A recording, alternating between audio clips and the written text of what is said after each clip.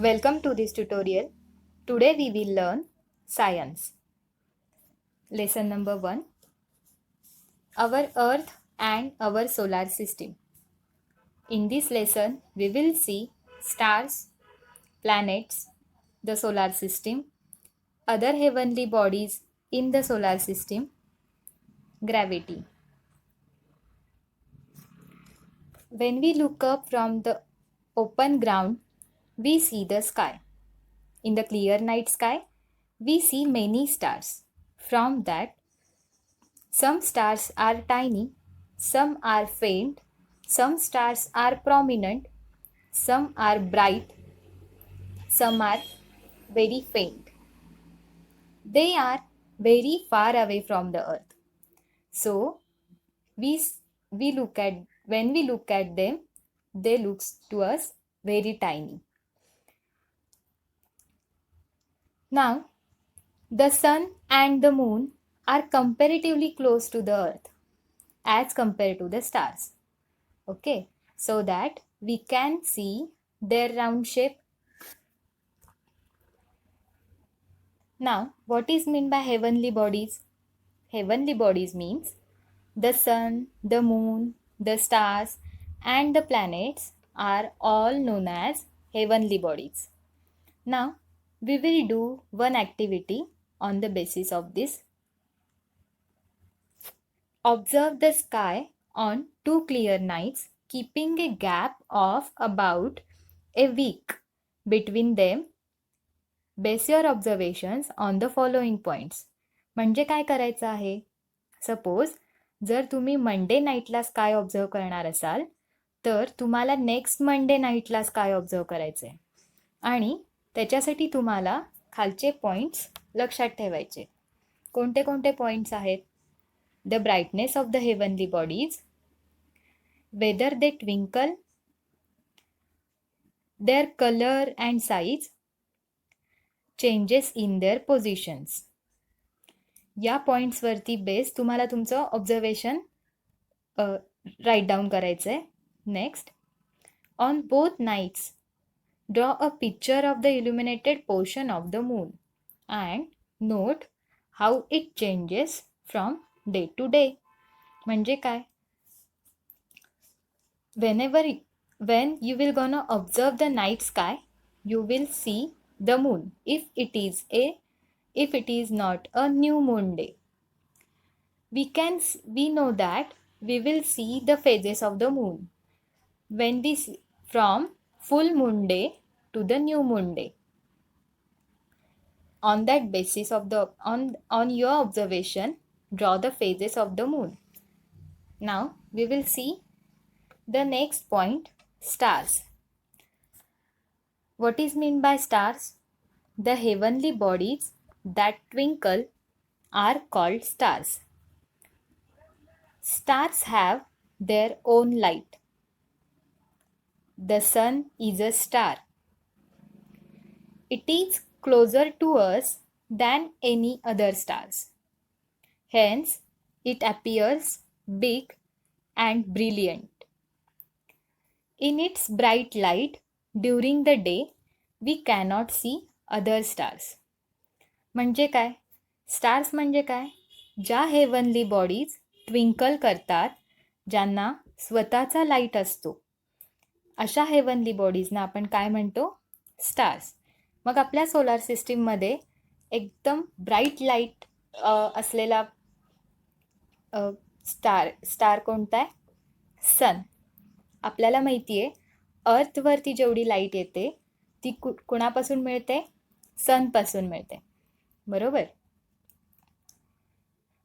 आणि सनचा लाईट इतका ब्राईट आहे की त्याच्यामुळे बाकीचे जे काही स्टार्स आहेत ते त्या लाईटमध्ये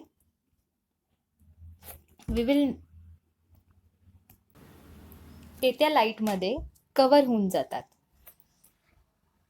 नेक्स्ट बघायचं आहे आपल्याला planets. What is meant by planets? The heavenly bodies that do not twinkle are called planets. म्हणजे ज्या हेवनली बॉडीज ट्विंकल करत नाहीत त्यांना काय म्हणतात? Planets. Planets do not have their own light. प्लॅनेट्सला स्वतःचा लाईट नसतो. They get light from the stars. त्यांना लाईट स्टार्सपासून मिळतो. Planets revolve around a star even as they rotate around themselves. म्हणजे काय? Planets revolve around a star म्हणजे planets जे असतात ते स्टार्स भोवती फिरतात. Revolve around a star even as they rotate around themselves.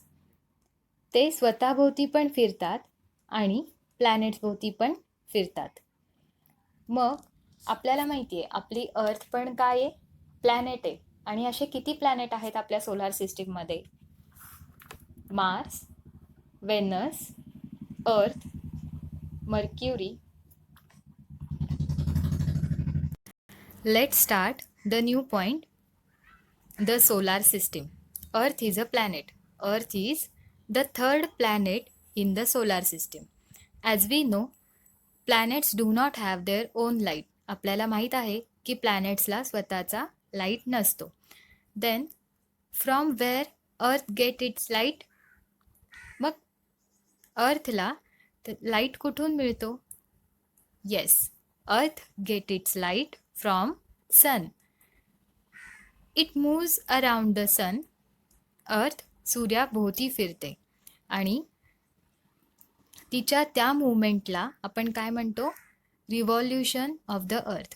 Let's see. It's movement around the sun is called the revolution of the earth. Besides the earth there are 7 other planets in the solar system. And these planets also revolve around the sun. They are Mercury, Venus, Mars, Jupiter, Saturn, Uranus, and Neptune. Every planet in the solar system revolves around the sun along a specific path. This path is known as that planet's orbit. म्हणजे काय?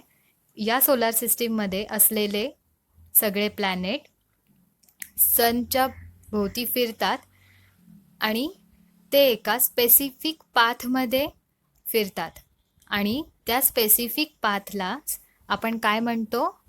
Planets orbit. The sun and the other planets that revolve around it are together called solar system.